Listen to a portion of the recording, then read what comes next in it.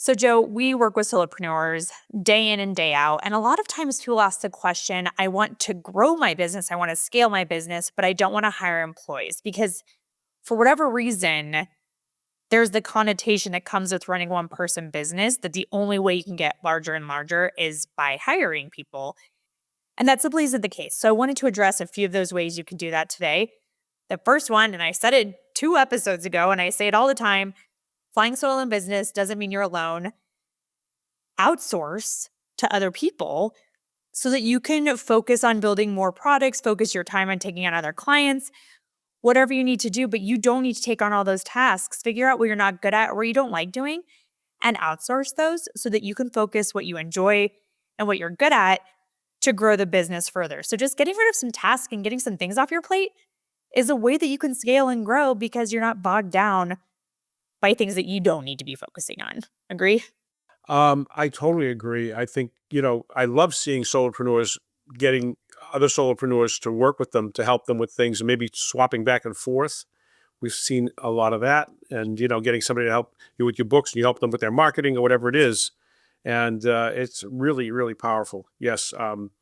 There's no better way to, one of the things that I always say is being a solopreneur means that you're not trying to scale at all costs because there is no more powerful tool for scaling than employees, right? Contractors are a different animal. You have less say, less control. If you try to treat them like employees, the IRS can step in and it hurts when they do that because they basically make you pay all those, employment taxes.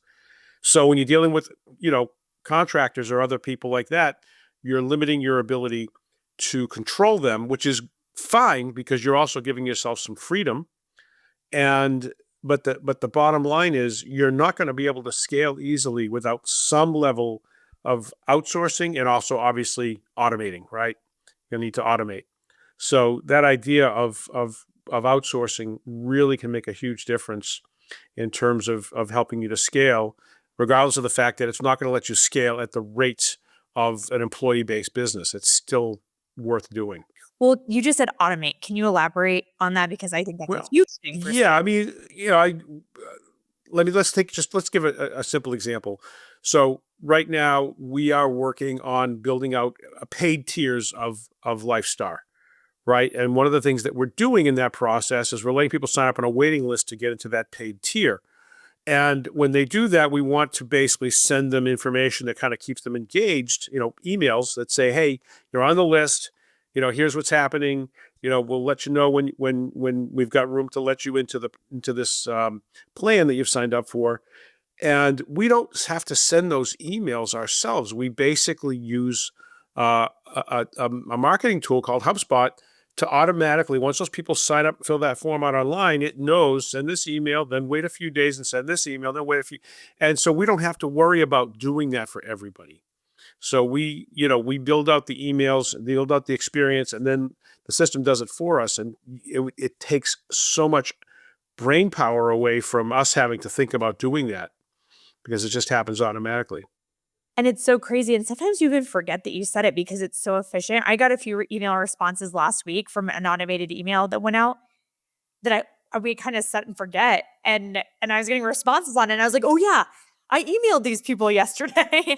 But it just can work so well for you behind the scenes. Um, but hand in hand with automation is, so we used to say automate, delegate, automate, delegate.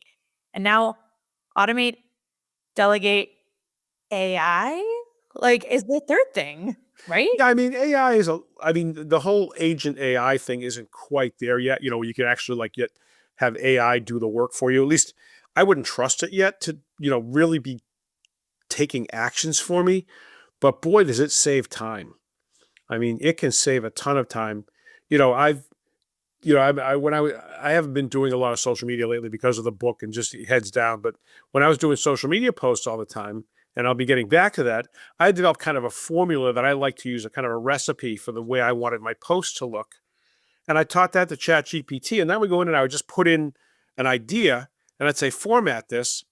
And it would format it into a LinkedIn post that I could then edit and post in LinkedIn. And it saved me tons of time from having to implement my own formula manually. Right. Yeah.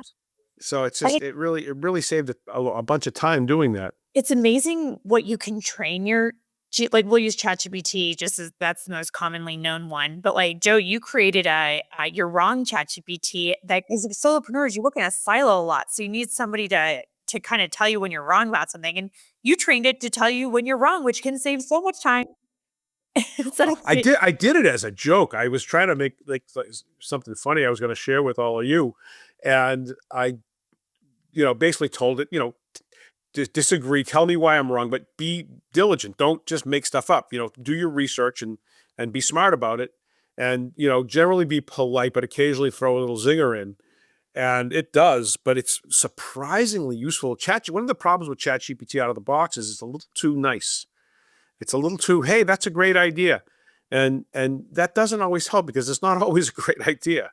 And this one just basically says, yeah, that sounds good on paper, but, and it'll give me all these reasons why it really isn't complete or it isn't right or I'm missing a point.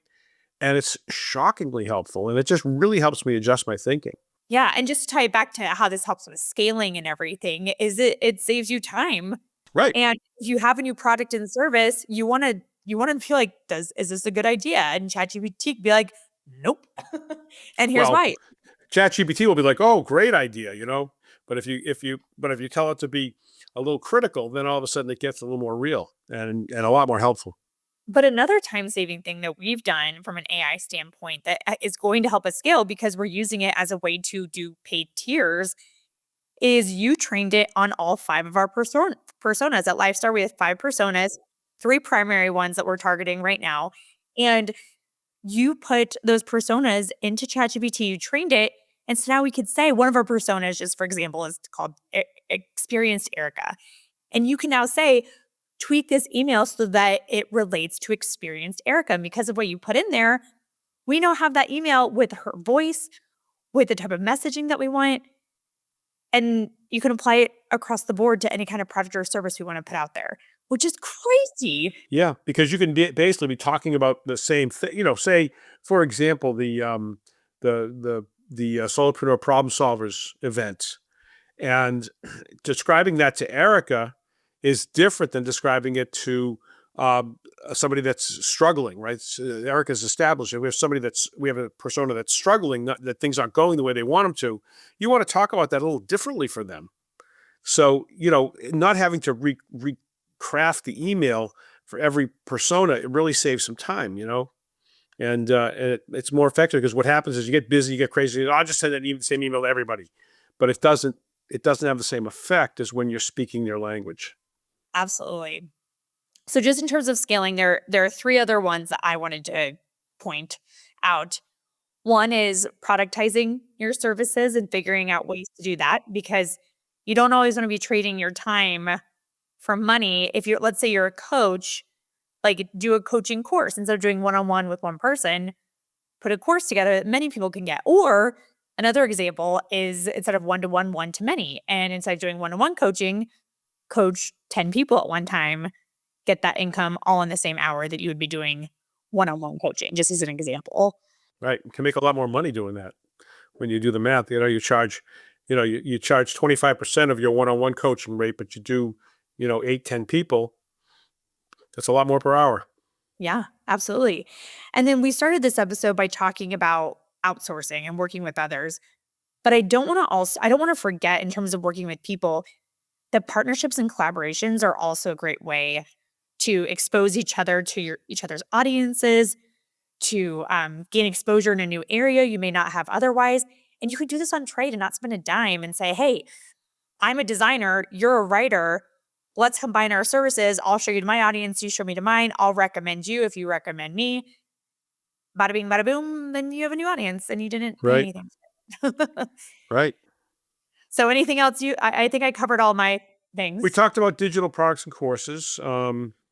That's important. And repurposing content is another way that can help you to scale. If you want to, if you find that you need to be in multiple,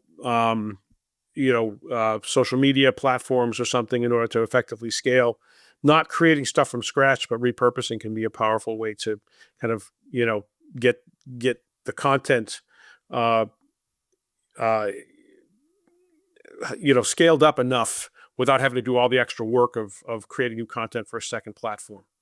If that Mhm. makes sense. So there you have it. If you like these ideas and you want to learn from other solopreneurs and not just Joe and I, be sure to visit lifestarwith2rs.com/intro. And that is our free and free forever platform where you can get access to monthly educational and networking events, resources to help you as a solopreneur, as well as an awesome, engaging community that will welcome you with open arms. It's so great. I love the people in our community. So be sure to join that. The link is in the show notes. But again, lifestarwith2rs.com/intro. And don't forget to leave us a 5-star review, share this episode with a friend, and subscribe on your favorite podcast platform, including YouTube. And we will see you next time on The Aspiring Solopreneur.